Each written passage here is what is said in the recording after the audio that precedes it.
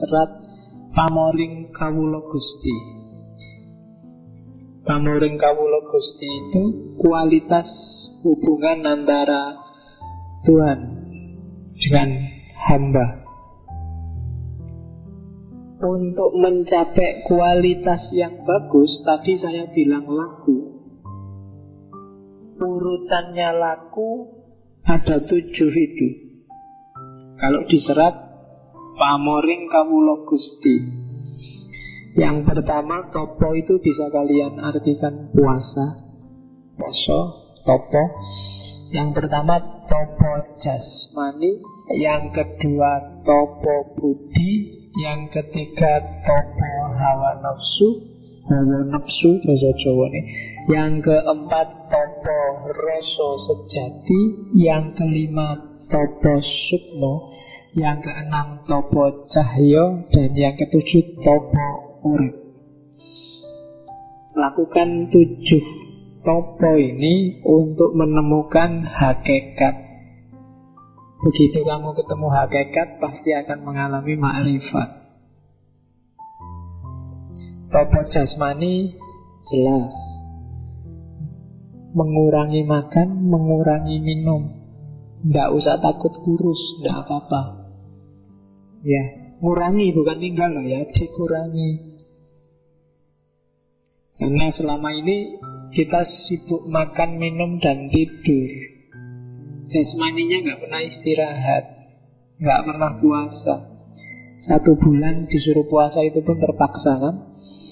Kalau bisa sebaiknya enggak kan itu. Tapi topolah jasmanimu. Wong ngaji aja masih sempat mikir minum kan kalian. Ya, tapi nggak apa-apa, monggo diminum kalau yang mau minum. Jadi topo jasmani. Yang kedua topo budi. Kalau topo budi itu ya, kalau tadi jasmaninya yang dikendalikan, sekarang akhlaknya.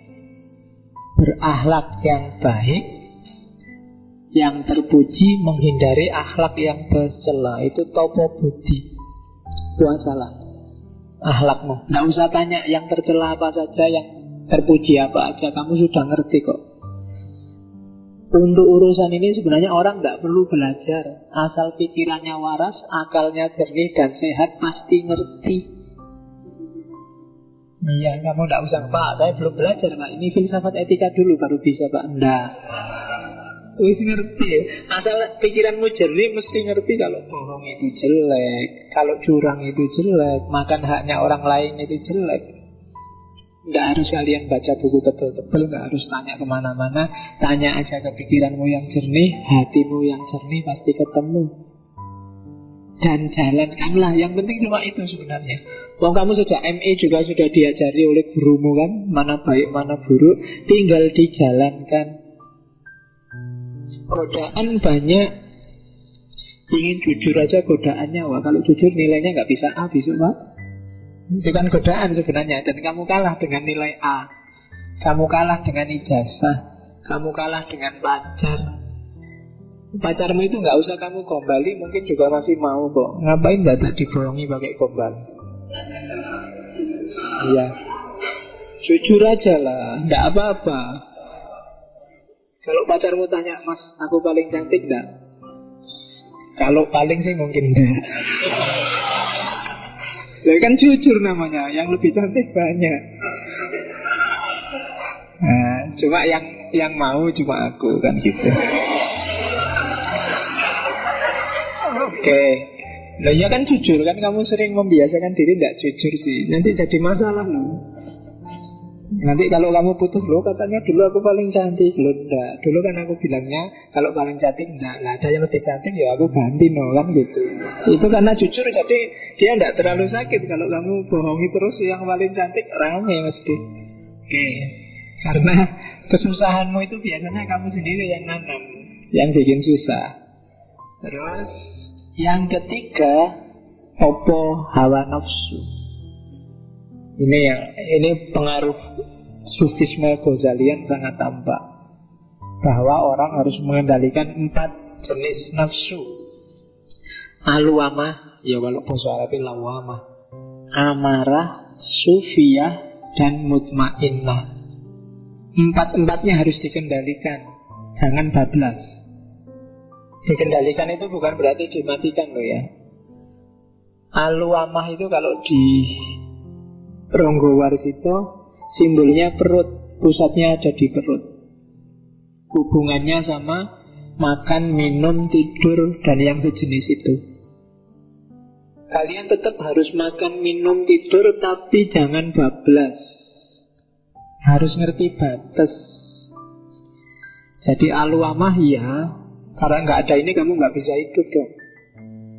Tetap makan, tetap minum, tapi harus ngerti batasnya. Syukur-syukur sebelum batas sudah berhenti. Nabi bilang berhenti sebelum kenyang, bukan berhenti sebelum kekenyangan. Ya, kalau ada tanda-tanda, wah sebentar lagi kenyang ini, berhentilah. Nggak usah tanya alasannya apa, nanti hikmahnya banyak. Kalau Nabi yang ngomong. Yang kedua, amarah. Amarah itu kalau di Ronggowarsito simbolnya telinga. Marah, angkara murka. Orang harus punya nafsu ini, biar ada semangat, gairah, tapi jangan bablas.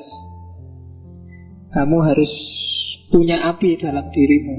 Kalau tidak gitu kamu kehilangan semangat, kehilangan gairah, tidak kreatif, tidak agresif, tidak ingin maju. Harus ingin maju, tapi jangan diumbar amarah ini. Kalau diumbar nanti kayak api, kecil jadi teman, besar jadi musuh. Jadi kendalikan amarahmu. Yang ketiga supiyah. Supiyah simbolnya mata. Ini hubungannya sama nafsu seks, gairah natural laki-laki perempuan yang normal. Ada yang nggak normal kan ada aja. Ya, semoga di sini nggak ada, semoga normal aja. Apapun yang terjadi lebih enak normal. Ya, nggak usah neko-neko yang aneh-aneh. Jadi supiyah harus lo ini, jangan kamu bertekad jadi pendeta nggak kawin, eman-eman. Lo ya kan, nggak boleh ada yang, tadi saya bilang nggak boleh ada yang mubadir. Kalau kamu nggak kawin ada yang mubadir nanti. Jadi harus dimanfaatkan, itu anugerahnya Allah. Cuma jangan bablas. Kalau bablas jadi perkara. Kamu harus ngerti batas. Jadi prinsipnya nafsu ini harus ngerti batas. Kapan harus maju, kapan harus mundur. Kamu harus ngerti mana yang boleh ditabrak, mana yang jangan ditabrak. Kalau yang jangan ditabrak kamu tabrak, pasti masalah. Percayalah. Entah besar, entah kecil, entah kapan, pasti akan ada masalah. Jadi nafsu sufiyah, simbolnya mata. Saya tidak tahu, mungkin ini karena Ronggowarsito cerdas luar biasa. Biasanya bablasnya nafsu sufiyah ini karena mata. Ketika matamu tidak terkontrol, apalagi yang tiap hari bukai laptop dan lagi gambar-gambar dan film-film, itu alamat sudah ya tidak terkendali. Ya paling tidak kamu boros sabun. Iya, tidak apa-apa lah. Oke. Iya. Yang kelima, ya tidak apa-apa. Yang sudah pengalaman diem aja, tidak apa-apa. Yang keempat, nafsu mutmainnah. Mutmainnah ini biasanya nafsu dianggap paling bagus, tapi juga jangan bablas. Orang yang bablas di mutmainnah, dia akan jadi orang yang kasarnya namanya konyol, berkorban untuk orang lain. Dirinya sendiri sengsara, baik pada orang lain, dirinya sendiri susah. Itu bisa bablas ke sana. Baik hati, kalau kebablasan juga jelek, tidak mendidik, mencelakakan diri sendiri. Jadi nafsu mutmainnah bagus, tapi juga harus dikontrol. Kalau kamu punya uang 3.000, kalau mau sedekah ya 1.000 saja. Jangan buka dompet dikasih semua. Itu namanya tidak cerdas. Ya kan? Bablas itu namanya sudah. Ya sedekah ya sesuai kemampuan. Zakat aja cuma 2,5%-nya kok malah sedekah dikasih semua. Itu namanya nggak cerdas. Biasanya terus kamu jawab, nanti kan balasannya 10 kali lipat. Kamu mau sedekah apa dagang? Nah iya kan? Nah, ya, kalau kamu dagang mikir balasannya berapa kali lipat. Kalau mau sedekah ya tidak usah mikir balasan dong, harus ikhlas. Sebenarnya ini sangat sederhana, cuma kadang-kadang kamu kok ya masih ketipu. Jadi ya normal-normal aja lah, jangan konyol kalau bahasa ini.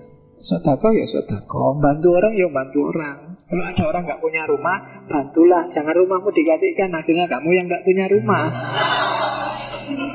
Ya, jadi itu problem. Jadi itu namanya poso hawa nafsu. Jadi kontrol hawa yang ada dalam dirimu, baik yang di level alwamah, amarah, sufiyah maupun mutmainnah. Terus yang keempat, topo rasa sejati. Ini semacam sering-seringlah memusatkan perhatian pada Allah. Bawalah Allah kemana-mana, dalam kondisi apapun, untuk apapun. Ngaji gini bawalah Allah, ke warung juga bawalah Allah. Perhatianmu harus selalu ada pada dia. Kayak kamu sedang jatuh cinta itu loh. Lagi ngaji kayak gini, pacarku sedang ngapain ya kalau pas tak tinggal. Lagi di mall, wah ini kalau tak beli ini dia mesti pantas, dia mesti bagus. Lagi kuliah, ada yang ngampirin gak ya tak tinggal kuliah kayak gini ada. Jadi yang di pikiranmu kan dia terus, pacarmu terus. Nah, gantilah pacarmu itu dengan Allah. Sedang apapun saja, fokus perhatianmu hanya pada Allah, hanya pada Tuhan. Itu namanya topo rasa sejati. Rasamu hanya nyambungnya sama Allah. Passionmu kalau bahasanya anak sekarang itu hanya Allah. Yang tidak ada baunya Allah kamu tidak suka. Meskipun mungkin hasratmu mau ke situ, tapi Allah nggak suka yang begitu. Sama kayak kamu mau beli baju, beli jaket, terus kalau aku pakai kayak gini pacarku nggak suka enggak Itu namanya topo rasa tapi yang sejati. Dan yang sejati hanya Allah. Yang kelima, topo sukmo. Kalau topo sukmo itu membersihkan batin, menjernihkan hati, terus hidup harmonis dengan orang lain dan dengan sesama. Jadi gimana caranya kamu harmonis, tidak menang-menangan, tidak juga jadi kalah-kalahan, tidak zaliman au mazluman, tidak zalim, tidak juga diam saja kalau dizalimi. Hidup yang harmonis.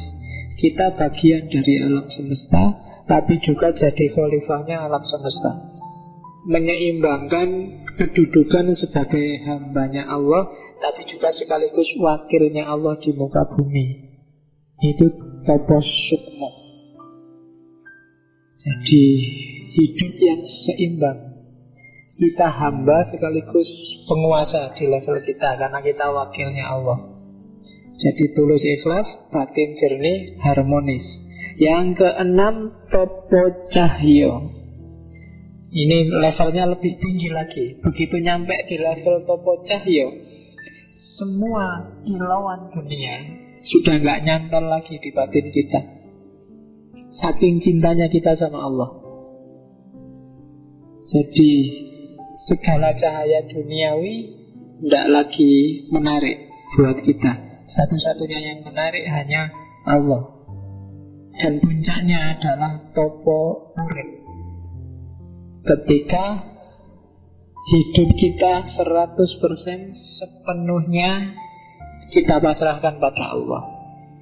Bahkan di level beberapa sufi yang filosofis sampai aku hilang, yang ada hanya Allah. Sehingga kadang-kadang tercetus satu hat ana al-haq, akulah Allah, karena aku yang manusia itu sebenarnya tidak ada. Aku ada itu tidak ada, yang ada aku Allah. Dan itu level paling tinggi, namanya topo urip. Semakin tinggi kualitas kita, ya pamor ing kawula Gusti semakin bercahaya. Pamor itu kan semacam ada cahayanya. Semakin level kita naik, ya semakin cahayanya terang. Jadi kalau kita hanya bisa topo jasmani, ya cahayanya mungkin tidak terlalu terang. Topo budi lebih terang, topo hawa nafsu lebih terang lagi, terus sampai level paling puncak topo urip. Ketika topo urip yang tersisa hanya cahayanya saja. Nah, itu serat pamoring kawula Gusti.